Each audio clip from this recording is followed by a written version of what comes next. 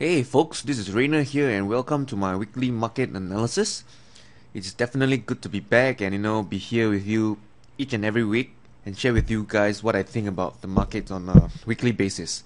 So basically I trade with the trend, so each week I try to identify the trendiest pair that I'm looking at and look at areas where I look to trade these instruments, because I look at a wide variety of products, not just the FX but the bonds, the boons, indices, commodities, and whatnot.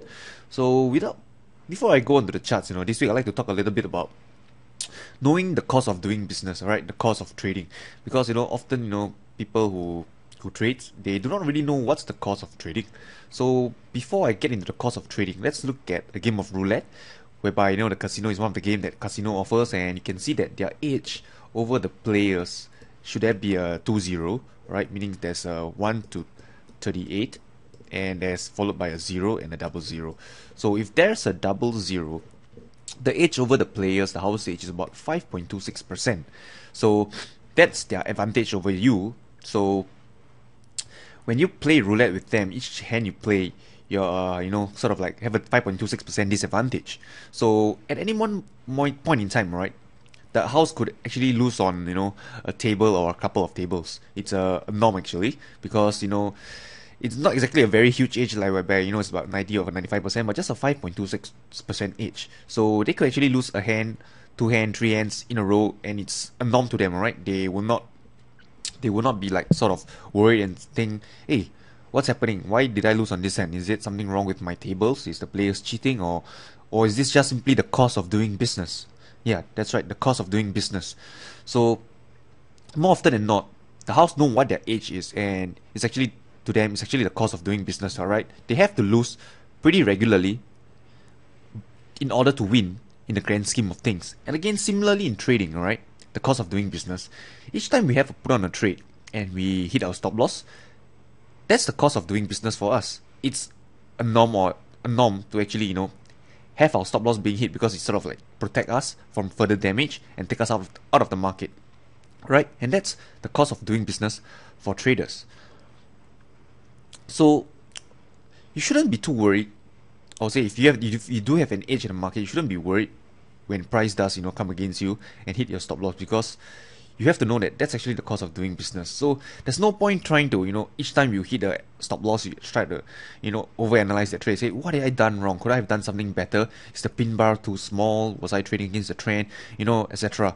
Because if you do have a sound trading plan and you follow it, those are already thought of right from the start. So try not to over optimize just because you have a few losses in a row, because chances are they are just the cost of doing business. So that's my point to you guys out there.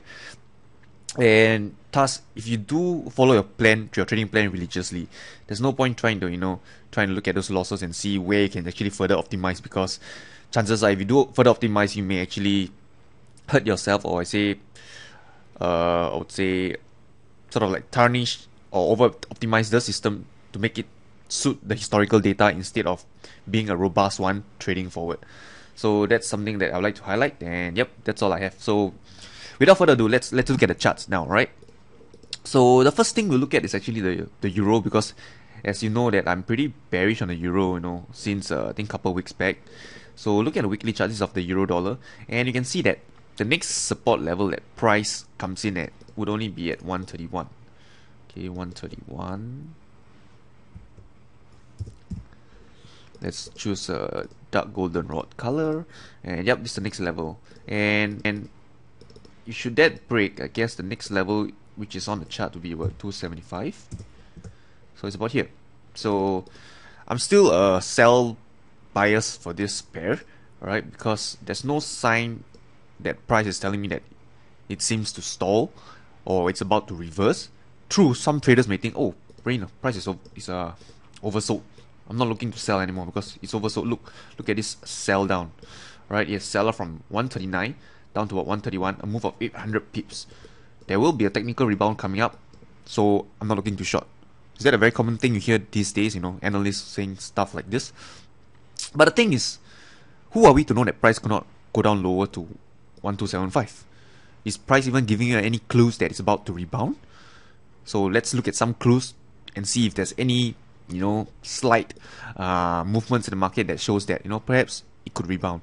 So this is a daily chart. Again, from what I see, being objective, we can see again lower highs here, and I think perhaps you can even draw a downward trend line, connect all these highs. So again, doesn't seem that price want to even reverse, because let's look at the recent high, which is this over here. Alright, it's not even taken out yet. So looking at the forward chart, again, do you see any reason for price to, I would say, give you a technical rebound or reverse from here? If you look at it from my own eyes, again, I see lower highs here, and here, and perhaps maybe a downward trend line here. Okay, let's see if there's a downward trend line. Okay, it looks right, pretty much intact. And some could argue, oh, it's broken here. So, yep, okay, the trend line may be broken, but is it going to reverse from here? Doesn't look like it yet.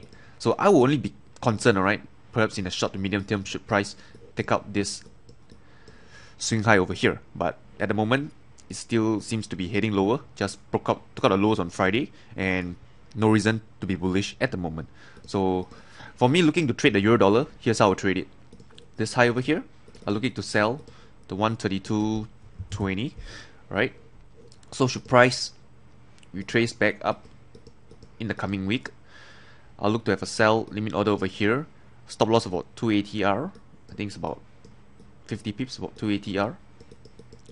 And that's my trading plan for the euro dollar.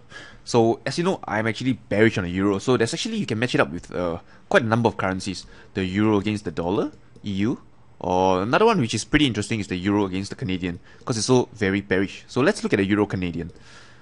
And one thing you notice if you look at the euro Canadian is that it's similar to a euro dollar chart. Again, this is the weekly. The daily, again, is it similar? Daily chart, again, made up of lower highs. And this is the 4-hour chart, right? A little bit different in the recent price action, but again, in the grand scheme of things, alright, you look at things as a macro perspective. Again, it's a very big sell-off, which consists of lower highs on the euro Canadian. So one thing that I get from traders is they ask me, say, would you trade these correlated pairs? Because they are actually both euro denominated. So a slight bullish, perhaps from Draghi, where he announced, say that they'll be wanting to raise interest rate, would probably trigger a mini rally or retracement on these pairs. So what I suggest is I would like to short the weakest one, alright, almost its strongest. I would like to short the weakest pair compared to the stronger one. So the next question is, so which is the weakest pair at the moment, alright? The euro against the dollar or the euro against the Canadian? So which one? So to answer that question, you have to ask yourself, would the dollar, the USD, or the Canadian, right, be a stronger currency, alright? So in other words, in the coming weeks, you have to ask yourself, would the dollar rally harder than the Canadian dollar? If you think that the dollar would rally against the Canadian dollar, then you should be looking to short number one, the euro dollar. But however, if you think that the Canadian dollar would rally harder than the dollar, you should then be looking to short the euro Canadian dollar. So the dollar or the Canadian dollar? That's the question. So what now? Dollar or the Canadian dollar? So one thing that I would usually like to do is actually look at this pair, the dollar against the Canadian, to give me a clue of whereby which currency would tend to be the stronger one in the coming weeks. So looking at that pair will give me a clue on which would be the stronger one. So this is the chart of the dollar Canadian, right? You can see in the grand scheme of things, alright, it's pretty range bound still, alright, contained between these highs over here and this low at 1062 level. So to interpret price action, let's look at what happened over the last few days, right? So basically, it formed a interim swing, or I would say a swing low over here. Price then formed a bearish candle into support. Got you an inside bar which signaled indecision between the bears and the bulls. And last Friday was I would say a signal to tell you that the dollar may actually reverse from here, because what we have was a bullish pin bar at support level over here, right? This was the bullish pin bar, you can see. So chances are in the coming few days, price will actually retest back this swing high over here. So I have bullish bias on a dollar, so I feel that the dollar would be stronger, alright, relatively to the Canadian dollar based on this chart alone. So if I feel that the dollar would be a stronger one, I would be more inclined to short which pair? Okay, you got it right. The euro against the dollar. So the EU would be a pair that I'll be looking to short in the coming week, given the fact that I feel that the US dollar will be relatively stronger compared to the Canadian dollar in the coming days, weeks, yeah. So I hope I didn't confuse you guys over there, because it's a little bit of overlapping between the different currencies and crosses. So I hope you're still with me, because if I did confuse you, you can always feel free to look back on this video once again. Alright, so this is okay, the three currency pairs I've analyzed. So now I would like to share with you a trade that I'm actually in, alright, and go through with you how I'm managing it psychologically, because I feel that you could actually benefit, because this is something that most traders will actually encounter at one or more point in their trading career. So this is the chart of where's the chart I want to show you? Alright, chart of wheat. The green line is the level which I shorted, and the red line is my stop loss. So why did I short? Okay, basically in short, I went short on this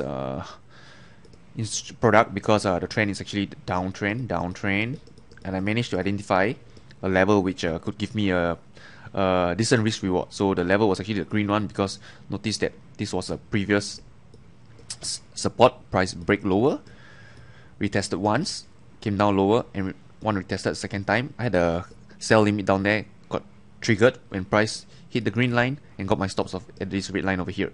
So basically what happened is that matter of I think a week, alright, about a week or 6-7 days, price came down lower, alright, and I had my first target at this swing low over here. But notice that it did not hit my first target. Instead, it started grinding higher towards my entry point. So of course, naturally, most traders will feel a little uneasy, because from being in the money, alright, almost I would say a 1-to-1 risk reward or more than that, to price going against you towards your entry and causing you to be out of the money. So my plan was to take half at this swing low over here, which unfortunately did not occur. So some traders actually set their trades to break even, thus taking them out of the trades at break even. But not for me, because I felt that I'm with the trend, and only if price trades at the 585 level would I be, chances are, invalidated. My trade idea is invalidated, because chances are price broke out of this range, right? Should it trade higher, broke out of this range, then chances are, it could actually reverse from here. But until then, alright, I will not take my position off just yet. But now, instead of having my first target at this swing low over here, price have given me a structural clue, or what it may want to do next. Because right now, instead of the initial target, which is this swing low over here, price has now formed another one over here. Alright, basically it's formed a little mini upward trend line over here. So instead of having my first target over here now, I will now adjust my first target to this swing low over here. Right, so that's how I intend to manage this trade. Right now I'm just slightly in the money, right, from against me, out of the money to now slightly in the money, and I do not know what will happen in the coming week, but I do know that my stop loss is still at its original location, and the only thing I adjusted is my first profit target to this swing low over here. Alright, so that's how I manage this the wheat trade, and I thought it's something interesting to share with you guys. So that's all I have for you guys this week. I hope you guys enjoyed it and find it useful. Okay, and I wish you good luck and good trading.